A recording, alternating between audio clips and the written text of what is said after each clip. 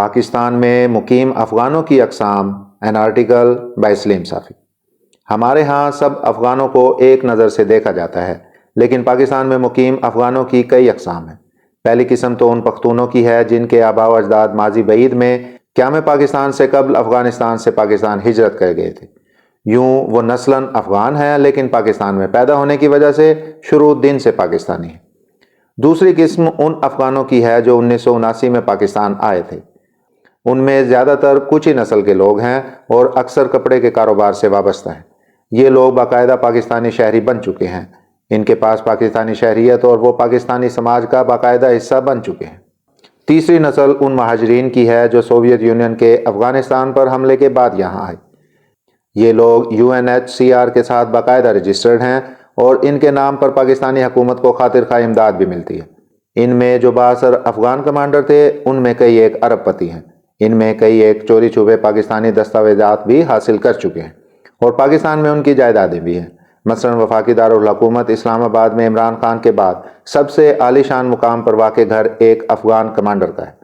چوتھی قسم ان افغانوں کی ہے جن میں زیادہ تر سابق خلق اور پرچم پارٹی کے وابستگان شامل ہیں، جو افغانستان میں نجیب اللہ حکومت کے خاتمے اور مجاہدین کے قبضے کے بعد پاکستان آئے تھے۔ ان میں کچھ ذاتی اثر و رسوخ سے اپنے لیے پاکستانی دستاویزات بنا چکے ہیں اور کچھ کے لیے پاکستان کی پختون قوم پرست جماعتوں نے یہ خدمت انجام دی ہے۔ پانچویں قسم ان افغان لبرلز یا پھر عام افغانوں کی ہے جو افغانستان پر طالبان کے پہلے قبضے کے بعد پاکستان آئے تھے۔ ان میں کچھ 9/11 اور طالبان حکومت کے خاتمے کے بعد واپس افغانستان جا چکے ہیں اور کچھ پاکستان میں رہ گئے۔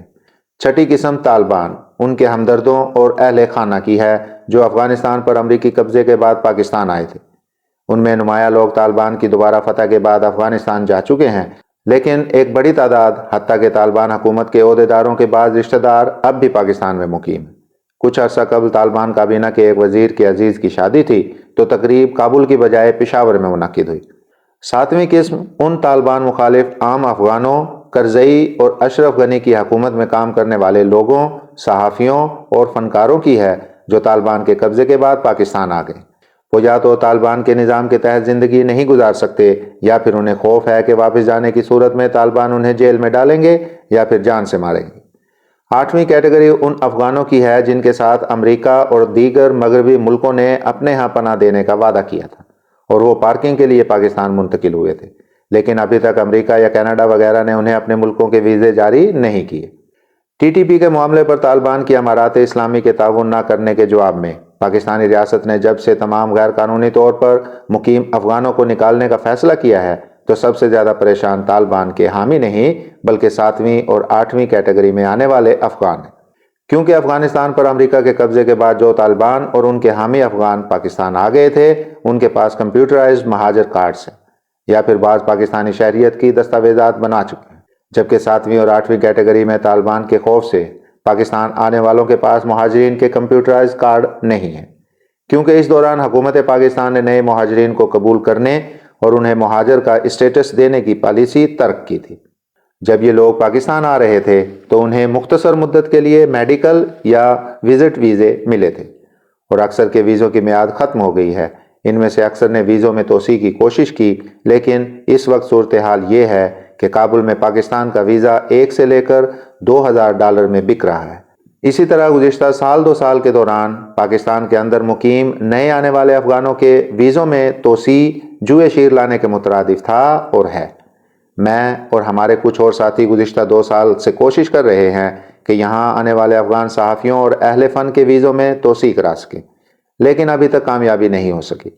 یقیناً پاکستانی حکام کی ہمدردی 7ویں اور 8ویں کیٹیگری کے افغانوں کے ساتھ ہوگی اور انہیں دوبارہ غصہ چھٹی قسم کے افغانوں پر ہوگا، لیکن گزشتہ 2 سال کے دوران پاکستانی حکومت کی غفلت کی وجہ سے زیادہ تر غیر قانونی مہاجرین 7ویں اور 8ویں کیٹیگری کے مہاجر ہیں، لیکن چھٹی کیٹیگری یعنی طالبان اور ان کے حامیوں کے افغان یا تو پاکستانی دستاویزات بنا کر پاکستانی بن چکے ہیں یا پھر انہوں نے کمپیوٹرائزڈ مہاجر کارڈ لیے ہوئے ہیں یا پھر ان کے پاس لمبی مدت کے ویزے ہیں۔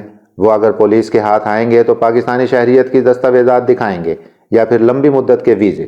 ایک اندازے کے مطابق 5000 سے زائد طالبان پاکستانی دستاویزات حاصل کر چکے ہیں اور امارات اسلامی کی کابینہ میں بیٹھے بعض لوگوں کے پاس بھی پاکستانی دستاویزات ہیں، جس کا ایک ثبوت یہ ہے کہ ملا اختر منصور جب ایران سے پاکستان آتے ہوئے بلوچستان میں امریکی ڈرون کا نشانہ بنے تو ان کے پاس پاکستان کا کمپیوٹرائز پاسپورٹ تھا۔ سوال یہ ہے کہ مہاجرین سے متعلق اس اقدام سے قبل کیا ان کمپیوٹرائز دستاویزات کو کینسل کیا گیا ہے یا نہیں؟ اگر غیر قانونی طور پر بنائے گئے شناختی کارڈ کینسل کیے گئے ہیں تو کیا تمام تھانوں کو ان کی تفصیلات فراہم کی گئی ہیں؟ دوسری اہم بات یہ ہے کہ ہماری ہمدردی کے زیادہ مستحق گزشتہ 2 سال میں گھر بار چھوڑ کر پاکستان آنے والے یا پھر یہاں عارضی طور پر پارک ہو کر امریکہ اور مغربی ممالک میں جانے کے منتظر افغان ہونے چاہیے۔ لیکن سوال یہ ہے کہ ایک عام پولیس اہلکار یہ تفریق کیسے کر سکے گا؟ وفاقی وزیر داخلہ سرفراز بگٹی کی طرف سے بار بار پولیس کو ہدایت کی جا رہی ہے کہ وہ قانونی دستاویزات رکھنے والوں کو تنگ نہ کرے، لیکن ایک سوال یہ ہے کہ غیر قانونی طور پر قانونی دستاویزات بنانے والوں کا کیا ہوگا؟ اور دوسرا سوال یہ کہ پولیس صوبوں کے زیر انتظام ہے تو وفاقی حکومت کس طرح یقینی بنا رہی ہے کہ صوبوں میں افغانوں کو رشوت کے لیے تنگ نہیں کیا جا رہا؟